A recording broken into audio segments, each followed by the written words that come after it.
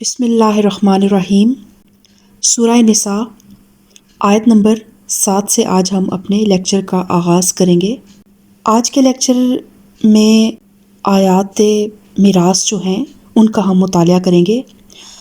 اور اسلام میں وراثت جو ہے اس کو بہت زیادہ اس چیز پہ زور دیا گیا ہے۔ جو بھی کوئی شخص وفات پا جائے اس کے مال کو پوری ایمانداری کے ساتھ اس کے جو بھی حقدار ہیں اس مال کے ان تک پہنچایا جائے، اور ہر شخص کے لیے، کیونکہ ہر انسان نے بہرحال مرنا ہے، اور ہر انسان کے لیے یہ چیز فرض ہے کہ وہ اپنے مرنے سے پہلے اپنی وصیت جو ہے وہ لکھ کر جائے۔ اپنے مال کو اگر اس کے مال میں سے وہ وصیت کر دے، وہ کسی کو کچھ ہبہ کرنا چاہتا ہے، کچھ تحفہ دینا چاہتا ہے، کیونکہ جو وراثت ہے وہ تو فکسڈ ہے، اس میں کوئی انسان رد و بدل نہیں کر سکتا، لیکن آپ اس وراثت سے پہلے کسی اور کو جو آپ کے وراثت میں آپ کا حقدار نہیں ہے آپ کے مال کا، لیکن آپ ویسے سمجھتے ہیں کہ اس کو ضرورت ہے، یا وہ جیسے یتیم پوتا ہو گیا، یا کوئی اور رشتہ دار ایسا جس کو آپ کے وراثت کا مال تو نہیں لگ سکتا، لیکن آپ کے مال میں سے اگر آپ اسے کچھ دینا چاہتے ہیں تو آپ اپنی وصیت لکھ کر جائیں کہ آپ کسی کو کتنا مال دینا چاہتے ہیں، اور اس کے علاوہ باقی جو مال ہے اس کو جو ورثاء ہیں وہ برابر حصوں میں تقسیم کر دیں، اور میت جو ہے وہ اگلی زندگی جو اس کی شروع ہونے والی زندگی ہے، آخرت کی زندگی، اس پہ اس قسم کا کوئی گناہ نہ رہ جائے کہ اس نے اپنے اس فرض کو ادا نہیں کیا۔ بسم اللہ الرحمن الرحیم۔ رب اشرح لی صدری ویسر لی امری واحلل عقدۃ من لسانی یفقہوا قولی رب زدنی علما۔ للرجال نصیب مما ترک الوالدان والاقربون وللنساء نصیب مما ترک الوالدان والاقربون مما قل منہ او کثر نصیبا مفروضا۔ مردوں کے لیے اس مال میں حصہ ہے جو ماں باپ اور رشتہ داروں نے چھوڑا ہو، اور عورتوں کے لیے بھی اس مال میں حصہ ہے جو ماں باپ اور رشتہ داروں نے چھوڑا ہو، خواہ تھوڑا ہو یا بہت، اور یہ حصہ اللہ کی طرف سے مقرر ہے۔ اس آیت مبارکہ میں 5 حکم جو ہیں وہ واضح طور پر دیے گئے ہیں۔ ایک یہ کہ میراث جو ہے صرف مردوں کا حق نہیں ہے میراث کے مال پر، بلکہ عورتیں بھی اس کی حقدار ہیں۔ دوسرا یہ کہ میراث بہرحال تقسیم ہونی چاہیے، خواہ وہ کتنی ہی کم ہو، حتیٰ کہ اگر مرنے والے نے 1 گز کپڑا چھوڑا ہے اور 10 وارث ہیں تو اسے بھی 10 حصوں میں تقسیم کرنا چاہیے۔ یہ اور بات ہے کہ ایک وارث دوسرے وارث سے اس کا حصہ خرید لے۔ تیسرے، اس آیت سے یہ بات بھی واضح ہوتی ہے کہ وراثت کا قانون ہر قسم کے اموال اور املاک پر جاری ہوگا، خواہ وہ منقولہ ہوں یا غیر منقولہ، زرعی ہوں، صنعتی ہوں، یا کسی اور صنف مال سے ان کا تعلق ہو۔ چوتھا، اس سے یہ معلوم ہوتا ہے کہ میراث کا حق اس وقت پیدا ہوتا ہے جب مرنے والا کوئی مال چھوڑ کر مرا ہو۔ اور پانچویں، اس سے یہ قاعدہ بھی نکلتا ہے کہ قریب کے رشتہ داروں کی موجودگی میں دور کے رشتہ دار میراث نہیں پائیں گے۔ اور آج کل ہماری سوسائٹی میں یہ چیز بہت عام ہے کہ اول تو اس چیز کی بالکل بھی لوگوں کو اویئرنیس نہیں ہے کہ دنیا سے جانے سے پہلے اس دنیا کے مال کو اس کے وارثوں کے سپرد کر کے جانا ہے۔ ہم بس اس چیز کو ایک بہت معیوب بات سمجھتے ہیں اگر کسی کو یہ کہا جائے کہ آپ اپنے وصیت تیار کر دیں، یا اپنی وراثت کے بارے میں، اپنے مال کے بارے میں کچھ بھی آپ بتا دیں، یا وصیت کے بارے میں جب ذکر کیا جاتا ہے تو لوگ اس چیز کو بڑا معیوب سمجھتے ہیں، اور یہ بھی سمجھتے ہیں کہ شاید جو بندہ یہ بات کر رہا ہے اس کی کوئی لالچ ہے اسے اس مال کا۔ یہ اللہ کا حکم ہے۔ اللہ تعالیٰ قرآن پاک میں فرماتا ہے کہ یہ حصہ اللہ کی طرف سے مقرر ہے، اور یہاں پر ایک حکم یہ بھی ہے کہ کوئی بھی جو بھی مرحوم کے جو وارث ہیں ورثاء میں سے کوئی بھی شخص یہ نہیں کہہ سکتا کہ میں نے اپنا حصہ معاف کیا۔ معاف کرنے کا بھی حق نہیں ہے۔ یہ ہو سکتا ہے کہ دوسرے وارث کو وہ بیچ دے اور اس کی قیمت وصول کر لے۔ اور تیسری بات یہ ہے کہ جو ایک مسکنسیپشن ہے کہ عورتوں کو کیونکہ بچیوں کو جہیز دے دیا جاتا ہے تو وراثت میں ان کا کوئی حصہ نہیں ہے، تو جہیز اللہ تعالیٰ نے مقرر نہیں کیا، نہ اسلام میں جہیز کا کوئی حکم ہے۔ اپنی خوشی سے، اپنی رضا سے ہر والدین اپنی بچی کو جتنا اللہ تعالیٰ نے ان کو توفیق دی ہے اچھے طریقے سے، بھلے طریقے سے اپنی بچی کو رخصت کریں، اور وہ بچی ان کے گھر کا فرد ہے، اس نے اپنی زندگی کا بہت حصہ ماں باپ کے ساتھ گزارا ہوتا ہے ان کی خدمت میں، تو اس بچی کا بھی حق بنتا ہے کہ آپ اس کو بہترین طریقے سے رخصت کریں اور اس کو دیں جہیز میں بھی جتنی آپ کی حیثیت ہے۔ لوگوں سے قرض مانگ کر یا لوگوں کو دکھانے کے لیے اپنے آپ کو تنگ کر کے اس طرح کی چیزیں ناپسندیدہ ہیں، لیکن میانہ روی کے ساتھ اس معاملے کو کریں، اس میں کوئی پابندی نہیں ہے کہ آپ نہ کریں، لیکن جو وراثت ہے اس میں کوئی بھی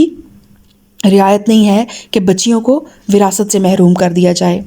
وَإِذَا حَضَرَ الْقِسْمَةَ أُولُو الْقُرْبَى وَالْيَتَامَى وَالْمَسَاكِينُ فَارْزُقُوهُم مِّنْهُ وَقُولُوا لَهُمْ قَوْلًا مَّعْرُوفًا، اور جب تقسیم کے موقع پر کنبے کے لوگ اور یتیم اور مسکین آئیں تو اس مال سے ان کو بھی کچھ دو اور ان کے ساتھ بھلے مانسوں کی سی بات کرو۔ تو اب یہ طریقہ اس طرح ہوتا ہے کہ جب مال تقسیم ہو رہا ہوتا ہے تو بعض اوقات کچھ غریب لوگ بھی اس جگہ پہ آ جاتے ہیں کہ شاید ایک تو وہ وقت ایسا ہوتا ہے گھر میں ایک فوتگی ہوئی ہوتی ہے، لوگوں کے دل پسیجے ہوئے ہوتے ہیں، نرم ہوتے ہیں، اس لیے بھی سوالی جو ہیں وہاں پہنچ جاتے ہیں کہ شاید ان کی کچھ مالی امداد ہو جائے۔ تو اس لیے اللہ تعالیٰ کہہ رہا ہے کہ ان کو بھی ان میں سے اپنے مال میں سے کچھ نہ کچھ ضرور دے دو اور ان کے ساتھ اچھی بات کرو، اور یعنی کہ خطاب میت کے وارثوں سے ہے، اور انہیں ہدایت فرمائی جا رہی ہے کہ میراث کے تقسیم کے موقع پر جو دور اور نزدیک کے رشتہ دار اور کنبے کے غریب اور مسکین اور یتیم لوگ اگر آ جائیں تو پھر ان کے ساتھ تنگ دلی نہ برتو۔ میراث میں بے شک ازروِ شرع ان کا کچھ حصہ نہیں ہے، لیکن وسعت قلب سے کام لے کر ترکے میں سے ان کو بھی کچھ نہ کچھ دے دو، اور ان کے ساتھ دل شکن باتیں نہ کرو جو ایسے موقع پر اکثر چھوٹے دل کے کم ظرف لوگ کرتے ہیں۔ لوگوں کو اس بات کا خیال کر کے ڈرنا چاہیے کہ اگر وہ خود اپنے پیچھے بے بس اولاد چھوڑتے تو مرتے وقت انہیں اپنے بچوں کے حق میں کیسے کچھ اندیشے لاحق ہوتے۔ بس چاہیے کہ وہ خدا کا خوف کریں اور راستی کی بات کریں۔ جو لوگ ظلم کے ساتھ یتیموں کے مال کھاتے ہیں در حقیقت وہ اپنے پیٹ میں آگ بھرتے ہیں اور وہ ضرور جہنم کی بھڑکتی ہوئی آگ میں جھونکے جائیں گے۔ اور حدیث میں آتا ہے کہ جنگ احد کے بعد حضرت سعد بن ربیع کی بیوی اپنی 2 بچیوں کو لے کر نبی کریم صلی اللہ علیہ وسلم کی خدمت میں حاضر ہوئیں اور انہوں نے عرض کیا کہ یا رسول اللہ صلی اللہ علیہ وسلم، یہ سعد کی بچیاں ہیں جو آپ کے ساتھ احد میں شہید ہوئے ہیں۔ ان کے چچا نے پوری جائیداد پر قبضہ کر لیا ہے اور ان کے لیے ایک حبہ تک نہیں چھوڑا، اب بھلا ان بچیوں سے کون نکاح کرے گا؟ تو یہ جو آیات ہیں یہ اس موقع پر اللہ تعالیٰ نے نازل فرمائی کہ جو لوگ ظلم کے ساتھ یتیموں کے مال کھاتے ہیں وہ در حقیقت اپنے پیٹ میں آگ بھرتے ہیں اور وہ ضرور جہنم کی بھڑکتی ہوئی آگ میں جھونکے جائیں گے۔ اور یہ احکامات جتنے بھی ہیں یہ سب مسلمانوں کے لیے ہیں، اس دور کے مسلمانوں کے لیے بھی اور آج کے دور کے مسلمانوں کے لیے بھی۔ جو بھی فیملی میں بھائی کی ڈیتھ ہو گئی ہے تو جو اس کے بچے ہیں ان کا حصہ ان کو کبھی ان کے حصے سے محروم نہ کریں، بہنوں کو کبھی ان کی وراثت سے محروم نہ کریں، اور اللہ تعالیٰ نے جو حصے جو حقوق ہر انسان کے مقرر کیے ہیں وہ پورے ادا کریں۔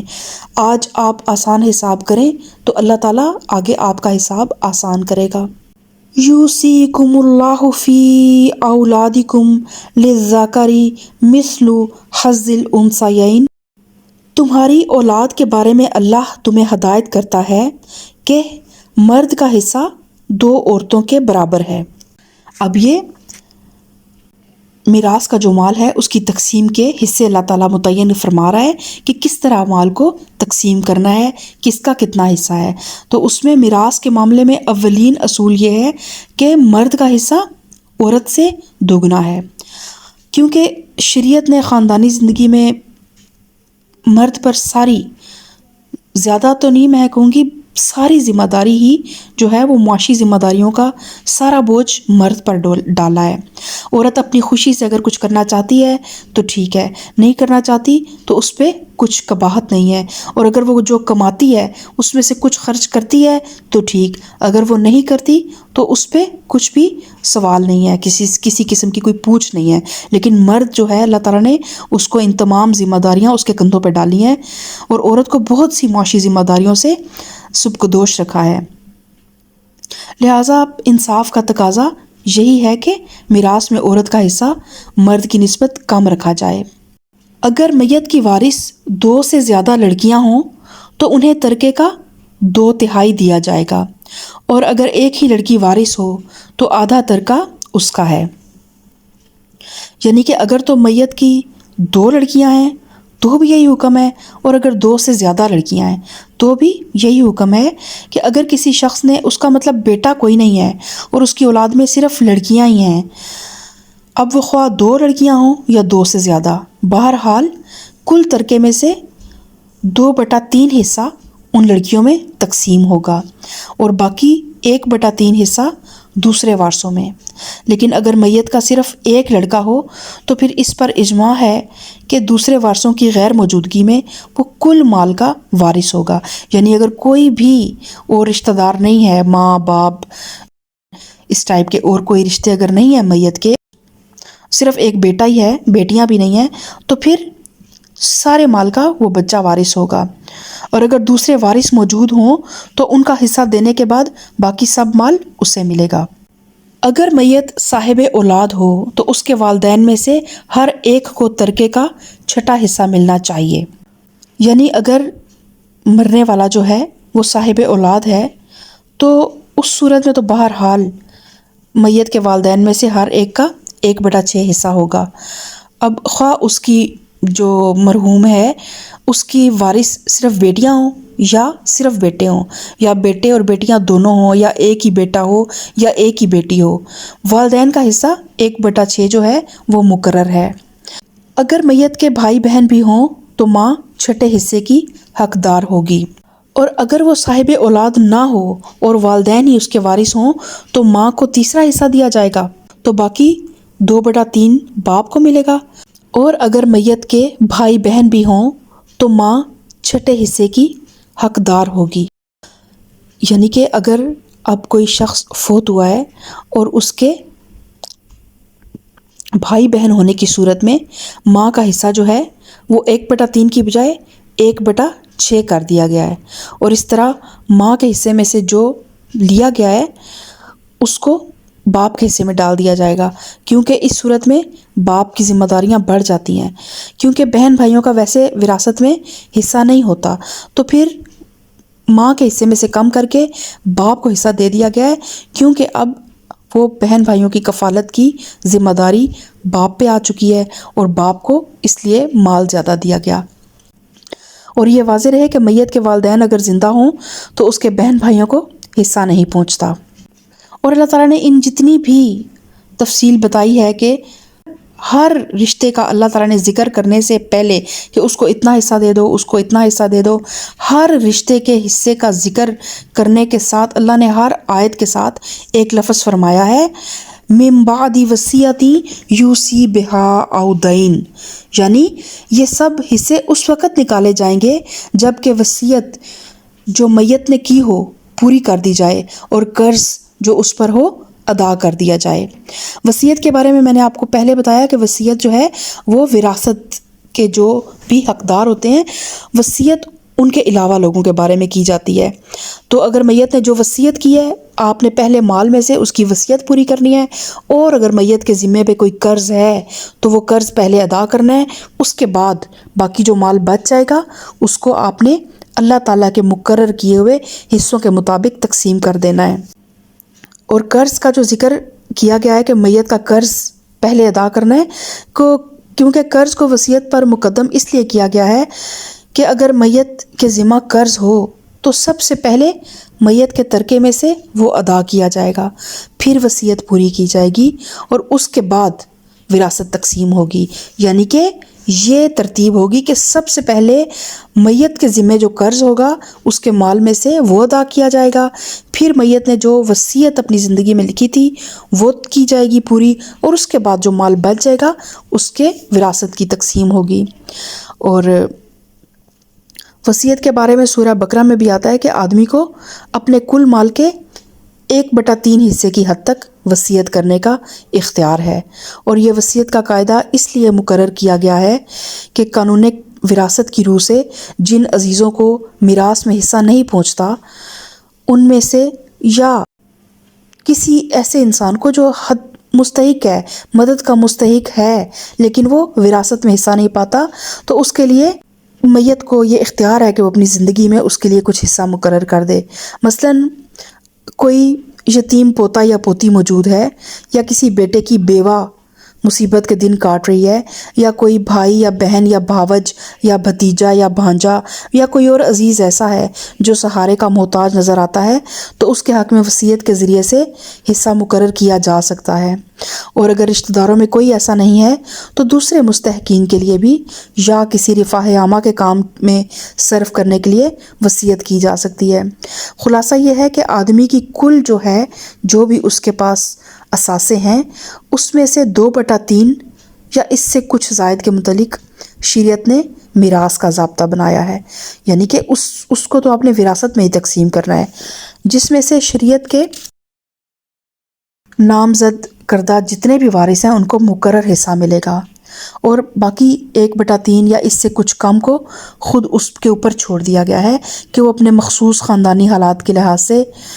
جو کہ ہر انسان کی مختلف ہوتی ہے، اس کی اثاثے بھی ہر انسان کے مختلف ہیں، خاندان کے حالات بھی ہر انسان کے مختلف ہیں۔ کچھ لوگوں کے خاندان اتنے زیادہ فائنینشلی اسٹرانگ ہوتے ہیں کہ خاندان میں کسی کو وصیت کی ضرورت نہیں ہوتی، تو پھر آپ اپنے اس طرح کے مال کو کسی بھی دین کے سربلندی کے لیے جو کام ہو رہے ہیں ان میں وقف کر سکتے ہیں، یتیم بچیوں کی شادیوں کے لیے، یا اور جو لوگ آپ کے رشتہ دار نہیں ہیں لیکن حقدار ہیں ان کے بارے میں آپ کو وصیت کرنے کا بھی حکم دیا گیا ہے۔ پھر اگر کوئی شخص اپنی وصیت میں ظلم کرے، یا دوسرے الفاظ میں آپ اس طرح کہہ رہے ہیں کہ اپنے جو اللہ تعالیٰ نے اس کو اختیار دیا ہے اس کو غلط طریقے پر اس طرح استعمال کرے جس سے کسی کے جائز حقوق متاثر ہوتے ہوں، تو پھر اس کے مطلب کوئی انسان ایسا کرے کہ اپنی ساری جائیداد ہی اپنے بچوں سے یا اپنے گھر والوں سے اس کو کوئی شکوہ ہے یا کوئی شکایت ہے، یا وہ سمجھتا ہے کہ ان کے پاس تو پہلے ہی بہت زیادہ ہے، تو اپنا سارا مال کسی ادارے کے سونپ جائے، کسی مدرسے کو دے کے چلا جائے یا کسی NGO کو دے جائے، تو پھر یہ چیز اللہ تعالیٰ نے پسند نہیں کی ہے، اور اس کے لیے اللہ تعالیٰ نے یہ چارہ رکھ دیا ہے کہ خاندان کے لوگ باہم رضامندی سے اس کی اصلاح کر لیں، یا کسی قاضی سے مدد لی جا سکتی ہے، اس سے مداخلت کی درخواست کی جا سکتی ہے اور وصیت کو درست کروایا جا سکتا ہے۔ ویسے تو وصیت کو تبدیل کرنا انتہائی گناہ کی بات ہے کہ میت اگر کچھ وصیت کر کے جائے اور اسے آپ تبدیل کر دیں، لیکن یہ جائز وصیت کے لیے ہے۔ لیکن اگر میت جو ہے وہ کچھ ایسی بات وصیت میں کہہ جائے جس سے کسی کی حق تلفی ہوتی ہو، یا میت کے آگے اگلے حساب کتاب میں اس کے لیے ہی یہ بات سزا کا باعث بنے، تو ایسی وصیت کو تبدیل کر دینا جائز ہے۔ آج کا لیکچر ہمارا یہیں تک ہے۔ سبحان ربک رب العزت عما یصفون وسلام علی المرسلین والحمد للہ رب العالمین۔